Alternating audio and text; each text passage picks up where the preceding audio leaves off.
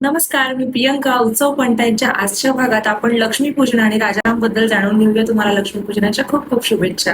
राजाराम अयोध्येत परतले तो दिवस होता अश्विन अमावस्या, जी की सर्वात मोठी गडद अमावस्या मानली जाते आणि त्या रात्री अत्यंत काळोख होता.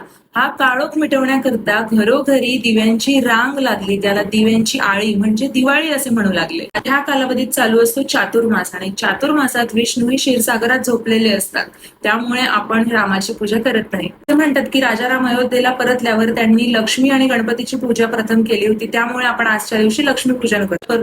बरेच जण असेही म्हणतात की लक्ष्मी पहिल्यांदा ही समुद्र मंथनातून आजच्या दिवशी प्रकट झाली, म्हणून तिची आपण पूजा करतो. समुद्र मंथनाच्या आधीही लक्ष्मीचं अस्तित्व होतं, कारण की तिला स्वतः विष्णू यांनी तयार केलेलं आहे. प्रामुख्याने लक्ष्मीपूजन करण्याचे कारण म्हणजे ही काळोखाची गडद रात्र असते, जी की सगळ्यात मोठी अमावस्या म्हणून आपण ओळखतो. अमावस्या जरी गडद असली तरी वर्षभर आपल्या घरात सुख संपत्ती धनधान्याने आपलं घर भरून राहावं म्हणून आपण लक्ष्मीला आवाहन करतो आणि तिला घरी बोलवतो. आणि असेही म्हणतात की आजच्या दिवशी लक्ष्मी ही पृथ्वीवर भ्रमण करत असते.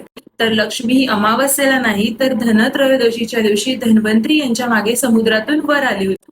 इंद्राला शाप मिळाला होता की त्याची संपत्ती आणि वैभव हे नाश पावेल, आणि संपत्ती धन म्हणजे लक्ष्मी, म्हणून ती स्वर्ग लोकातून लुप्त होऊन समुद्रात निघून गेली होती. ही लक्ष्मी परत मिळावी म्हणून समस्त देवतांनी समुद्र मंथन केले. नंतर लक्ष्मी वर आली.